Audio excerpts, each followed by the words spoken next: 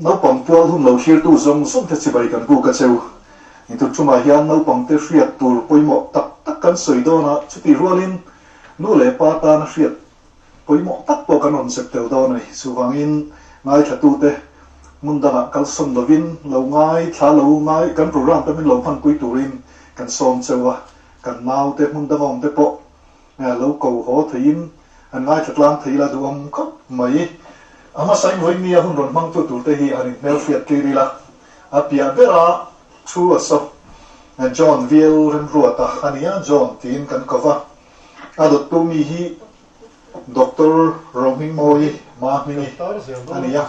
Kabul mai garmi hi Dr. HS Lalbiak engi te ania te hi ti ti lal nun moya la moya kani isuan kan savai hian no pang en kol na lama le no pang zirtir na lama me zirtir tu ni na ko ngate hun nga mo chen experience lo na ya ko san lama te po Sunday school lama te no pang lo kai free no pang te bula hun lo hang to train kan ni ya voi ni hian no po chung at changa no pang chung sang kan fiat te le thil poimo kan ti te kan soi do na ni ole ma saberin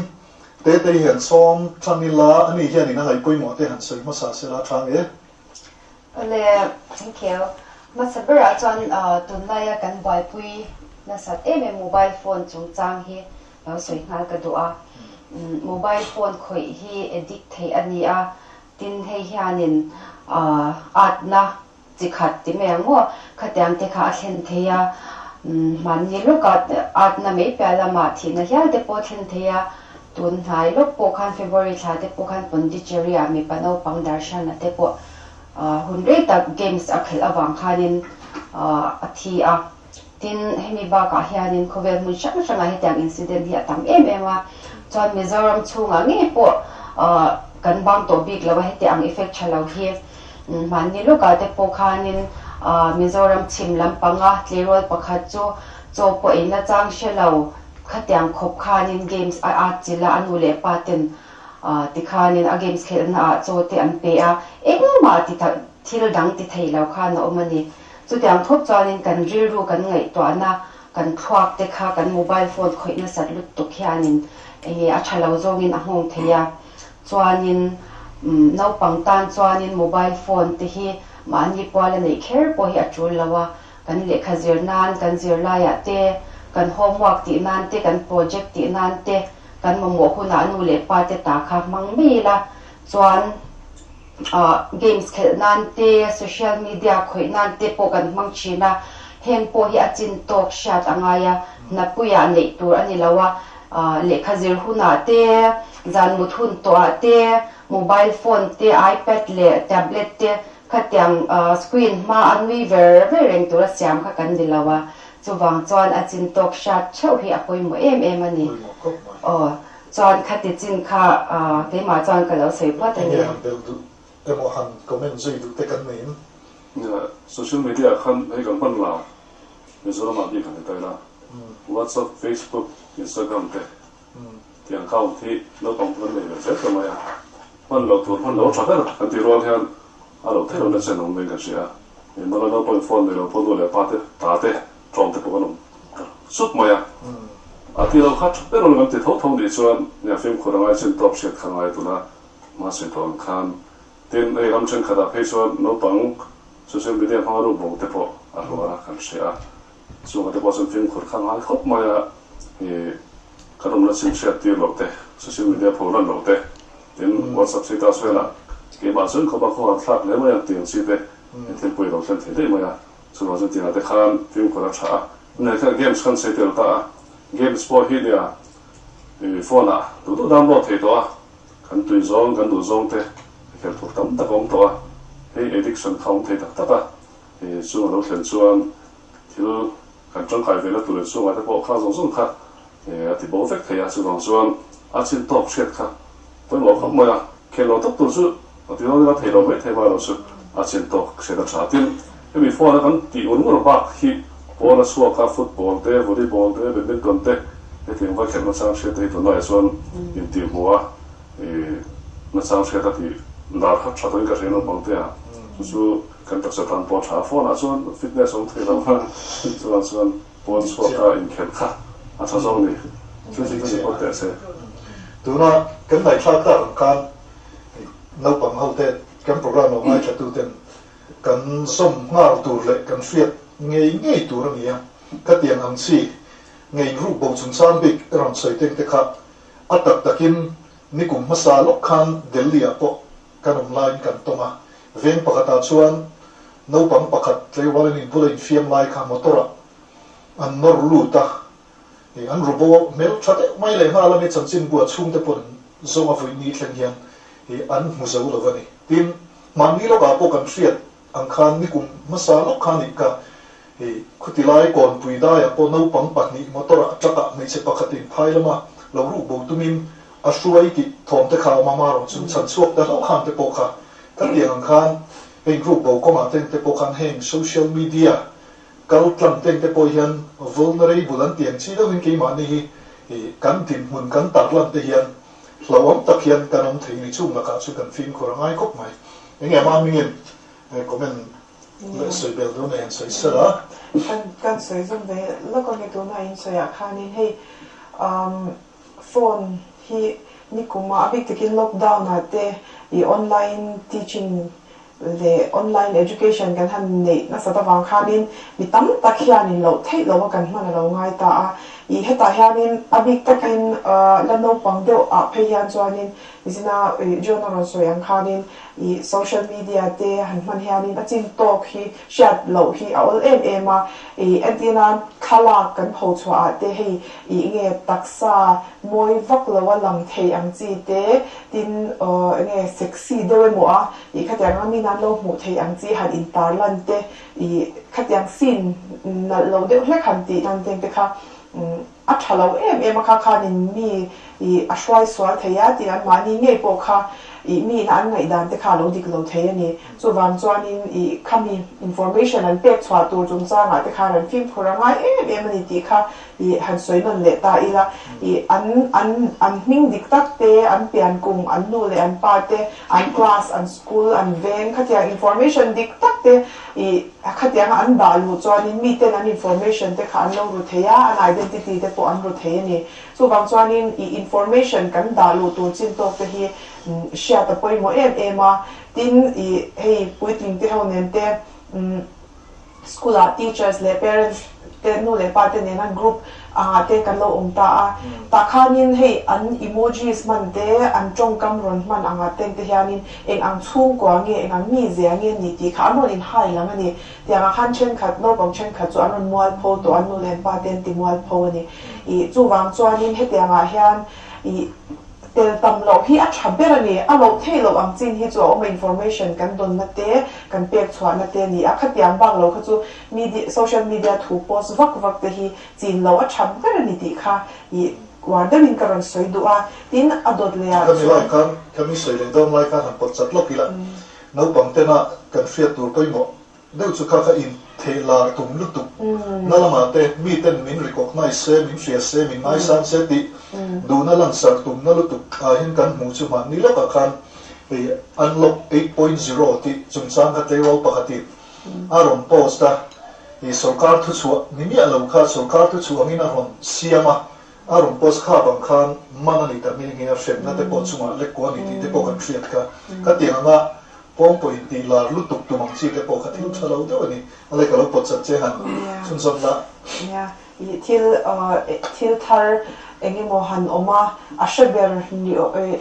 mi ti se ti ni om taka mo I post adik le dik lo po shelo forward zoom peng te hi apoi em mani ti te kha tuna chang po han kha kan ham che thar le ta a I eng chin hinge hima eng chin hinge him lo ti te kan la khia thei lo wang hianin no pong deu tan hian chuan I social media man tam lo hi a tha em mani ti kha I tok tam ei sela chuanin adot pakhat cha pakha han soi bel le do so hey I internet access all some takin kan lo nei ta ni khatia nga khanin film thalo te film duk dak lo en te hi I hey anon I advertise na sa thei sia hata han lo click mai te kha link khoi mol lo click khatia nga I valu na te kha au sam em ma kha nga khanin I hetiang ang lam pang hoi hei ti deu kem kung hi chu te mai tiang hetiang kha chu I click mia lo tur hoi mia lo tur he a chen chu virus te alo tam em china khatia kha kan phone te ati hanga ti boya ati chia a ngo chu mai ba ka kan rel ru po shwai swal thei ani chu ba cha khatia nga lo lang moi lo de kha chu en mia lo tur ni ti kha wa ten kan sei bo ni khalai khanin han bel lu lok panai chu nu le fa te lo mai tha ve tu te ta po bi takin kho pui lam china pe chuanin wifi te kan tinasa a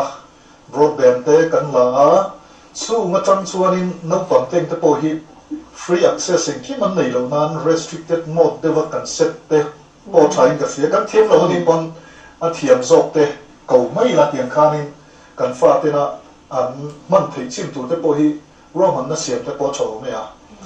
ni ale kan soi ta chin ho po kha ka kan zo ma ni chuan no pang te ta na pui mo tak le kan that pui tu ri voi ne hianin thil pakhat kan thil da kan soi kai du de chu no pang te hi hun bi na in thilin tiam ti hi ka zo du chewa voin kan program mai thatu te po thil kan ti re re hian sok zok tha zok le tangkai zok ka thil kan ti theina tur te keima ni a tha theiang tera kan lam chu theina tur atana chuan hun bi ne thil ti hi tha mut hun bi te tho hun bi in na tho hun bi chung ta pui hun le khasir hun po kan nei ni tiang chuan in school a po routine kan nei ang hian kan nun dan hi fel fai ta khen kar tuan atan te hian routine ni siam theila chumi huna chuan ka thawanga chumi hun chung chuanin ka chung te ka puyanga exercise ka la anga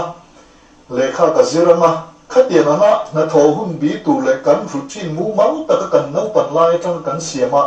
e kan set fel thap chuan kan pui thin nu thleng po in thil ani dan takin fel fai ta khen kan ti thei thin don ani habita e ti thana kan nei don ni chu tiam tu chuanin e ruam han na nei thiam tung tai la e ngai tu na po lu sen ve thau la ka du le mai mai thatu te chu ti ro chuanin hei hun bi kan ti khan mut chung cha ai kan soi kai do mi dam pon rom bel du nei mai thea mut chung chang vi ka te hianin sa pho pon an lo soi thin kan fet ka early to bed and early to rise ti hi soi ni thina mut ba le tho ma hi mi hring hian an tak sa hian ang ya that na hi mi thiam ten kong sari nan soi thina kong khat pakhata chuanin ei ngoi na le a thim zong a thil negative to kan thli na thin te hi at ti po won ti ni a that na chu chon pani na chuan hlo kin na kong zo tu hian zo ati ol sam zual anti poka chuanin pat thumna chuanin mi an rin tlaka an na tho na po tho puyan nuama an ril ru te pot luam an ti ni so wang chuan a that na li khani an mo phurna te pon len thadua tin an zuan sang ten ti le zel poka tin point dang le chuan mut that thi Krisel na tam sim le kan mut lai kan tak sa than na hun ani awangin no pang tan pe chu na poi mo ema in mut that chuan in tak sa po a thang thang nge do na ni sum te chu free latin a dot le chuan in hei ni sena kan soi to ne in su che paril ru ha na tur tam tak la ka hian min pui pok ani antia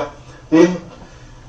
pachekum tia upa deuh chuan an hriano pang chuan in la hrelo mai theia chu chu ti tur tha deuh mai a ma se som na le thin chuan lam engemaw siama som thin tiang chi pachekum tiam an tia chu tiang laka te pawh chuan mut ma le tho ma hian min venga min chu tiang laka chu min tat pui thei an ti le zel ani chu chuanin a point pasarina an soyang chuanin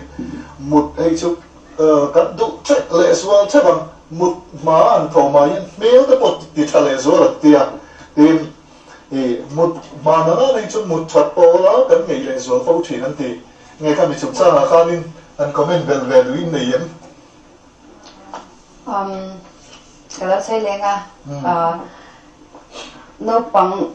no pandai changa habit chati vel kami thawa mil bui khan thu fing te bung som ni pani chang ka khanin no pang cho kal no om ko nga zer tir ula apu pathun poina tha lawang ti kha kan huwa kan pathan thuwa kan bible a chang takin la injak to heta hanin nu le pa ten nge kan ti tur poi mo tak ala injaka kan no pan lai changa min en kol dan hi chu kan han thang lian zela lo thei hil changi mo lo zom lo chang te po hi ma se a huna hianin hei kan nun hi avong min control thlat ani chu wang chuanin nu le pa te pon kan la khi angai em a tin no pang te hi nge no pang cha kan tia no pang an ni wang an thil she thiam lo tura te kan ngaya I tun kum book of the year falunga khan khamia po khan kan society kan chin dan chan chang ta karun lang chu atang tu pa kha ti to men kha eng ti kangi apa chung chang kha she fya thei lo ni an she fya chin lo ni eng ti kangi ka do pan na hi arenga eng ti kangi ka sha thya mang ti khan ai ja ka ni khami om ja chon no pang enge no pang cha ti in thil she thiam lo tura kan ngai china khatyanga ngai satya lo khan an sha thiam tur anga thil kan shil thiam hi apoi mu em tin ti khan no pan art le rol art kan ti chawa kan han puitlinga tar art khatyang khan ni ta khatyang lo kha kan no pan lai chang ham kan sha thiam tur to ka no pang te nu le pa ten an sha thiam tur to ka shil hi chin thari la ti kha ka lo se to o kamu kami chumcha han ma mingin vel du nei karin ya habit cha ti han soi chun zom ta ila hey no pang te chu kan nu lai kan pa ten min chong trai sak china I khatiang bo khanin ke ni po ha kan nu lai kan pa ti kan chong trai sak ve tur ni ti hi I lo sha thar le ila ka duwa I no pang pa khat chu anu le pa te kha anin hawa I in chen hian I nge an ngai to ani anin haw na sal to ari ro ha lo to ti ngai na sha lo ru ma vat lan lu ta ava chong trai a chap chung khan ava chong trai a chong trai rian sha khan anu le a pa khanin anin hau khan chun zom thei to lo anin chen tum te po khan thula te khanin chung kwa kha anin pung khat le ta ni chu wang chuanin I kan chong trai na hianin thila ti theia I la a po kan sak chin kha no pong te chan dam na thu shil tu ani thei wanin khian ko mu thei an ti a chu wang chuanin I ke ma ni no pong te po ni ma ilangin kan chong trai na te wang hianin tu te emo I chan an thara po chan dam nong theia kan chung kwa te kan nu le kan pa te po kan veng him thei ni ti shaila no kan nu le kan pa te chong trai sak chini la ti kha karon soi duwa tin no pang kan ni wang hianin engma tang kai na nei lo engma ti thei lo mo kan lo in tiam te hi ka hlawa khovel pung wa pa po no pang te hi enge tang lam na khen tu ro pui tak an lo ni to china UN climate conference a po khanin 2018 na khanin nge nyang Greta Thunberg Swedish teenager khan I address up ta khan hei climate change ina khovela boruak engen yang ahong na sat to zia tele iram ro puiten hemi I tishatura ma anla ka tu zia kha na sataki na soya I khovel pum po in kha I anlongai lua I khovel mul shang zong tu le support tu tam takania ama Poka Times Magazine's Person of the Year khan an puang ta nge ni I ani te po kha ni voi chen pon ni hi news ra nei lani mai khovel mai so nei ani te kha kumria ta ne tang le kha ni climate change chung chang te kha sia anu le pa te kha activist po an ni big lo I apa te kha chu film star te ni zo pani ka tiang ang ni chung kha na ma ha alo ngai tu a chu ni chi na media kan soi chung chang phone te kan soi chung chang a kha ni han zoom le ta la wi la I phone tên te po hi a tha zonga kha tiang information tang kai kan hua I kan lo aware a khovela dang lam na I change siam thei na tur man ro atan khan kan hmang thei ni no pang te hian ka tiang khanin a tha zong in lo hmang latin no pang kan ni wang hianin thil ti thei lo kan ni lo enge mo dang lam na eng level mo ne hian kan thleng thia he no pang te hian chong khovel puma dang lam na thena ke ni chuan khovel pum kan thei lo mai thei ma se mizoram ma dang lam na kan thlen theia ala pon kan chung kwa no dang lam na kan thlen theia kan chian te jing an dang lam na kan thlen thei ni ti kha in sia ila enge mo ni tak hi ti itung chewa ko ti khan kan in fu yani poi mo khop moi ni ka lai no pang thil kan ti thei ni ti ka I ngai sa tu te pon vòng thắt ra với người hiện thì cùng tin hiện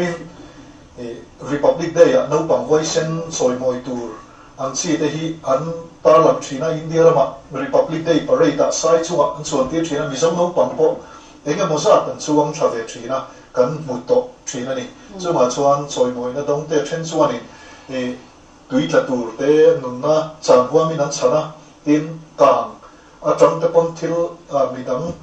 har san nó tốt thế kan huang ten nat an mani na le an nun na khap te pon an lo be to china chu tiam ang chi te po chu thil ti thei khaw ma chi sang hian enga mo tak khian ti thei ani ti thei an ti thei mi te ran ti thei chuan kan ti thei ni ti ka fe tharila apoi mo khop vai nge ri joran han bel do ma thil dang han soi som du nei angoi rei de mon ni hin ma be soi khan sun zo bela no pangte tin kan subject khan media atel boka kan vela ro pang pakatsu YouTube vela tang hian chung zil sa chung thi me maya chuan pakhat pe chu vai chung aro zil te me chota lim atang vai chung lo thi me tak me a san pai sura zil na a san pon zero kami YouTube vela tang thi khania chu te chuan YouTube te social media thil thalo tam tak om ti kan se to a kan sia thil thalo chu long ve pa hong chu ma lo su no pang ten a tha tu tam tak kan nei sung su lok pui tu mela tin kan nung kal zel tu la tong kai tu nei tin tam ta bom hi sat so tung tu la chang ka sia tin an se pon lo the lo tu le pa ha po nu le pa ta kon kan nau te enge social media lo man tong kai na lo nei chen enge no ti chen te po ho sia pui da so na cha zong kai shui sakila a cha zong he kin hi a lo so the ni ti kha kan be the zo ni su ani ko mai tu lai so ya kan hil pa khat so sa ta nei chu